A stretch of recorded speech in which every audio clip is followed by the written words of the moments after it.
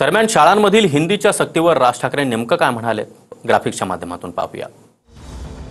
हिंदीची सक्ती खपवून घेणार नाही राज ठाकरे।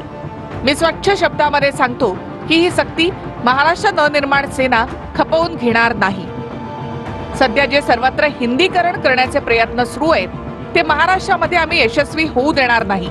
हिंदी ही देशाची आणि इतर भाषांसारखी एक राज्यभाषा आहे। ती महाराष्ट्रामध्ये का म्हणून पहिलीपासून शिकायची। आम्ही हिंदू आहोत पण हिंदी नाही आहोत।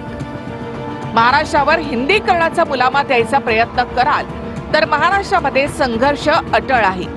या सगळ्याकडे पाहिलं तर लक्षात येतं की सरकार हा संघर्ष मुद्दाम घडवत आहे। आगामी निवडणुकांमध्ये मराठी विरुद्ध मराठीतर असा संघर्ष घडवून फायदा काढून घेण्यासाठी सगळा अट्टहास सुरू आहे। या राज्यातील मराठीतर भाषकांनी सरकारचा हा डाव समजून घ्यावा। त्यांना तुमच्या भाषेबद्दल विशेष प्रेम आहे असं काही नाही। त्यांना तुमची माथी भडकवून स्वतःची राजकीय पोळी भाजून घ्यायची आहे। हिंदी भाषेची सक्ती महाराष्ट्रातच का? अशी सक्ती दक्षिणेच्या राज्यामध्ये कराल का? आणि करून तर बघा, तिथली सरकार पेटून उठतील। उद्या सर्व राज्यांमध्ये मराठी भाषा पहिलीपासून शिकवाल का? नाही ना? मग ही जबरदस्ती इथेच का? हा मुद्दा ताणू नये असं माझं सरकारला आवाहन आहे। सरकारने लोकभावनेचा आदर करत हा निर्णय मागे तात्काळ घेण्याचे आदेश द्यावे।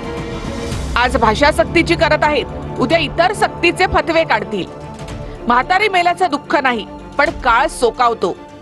हिंदी ही काही राष्ट्रभाषा नाही। राज ठाकरे।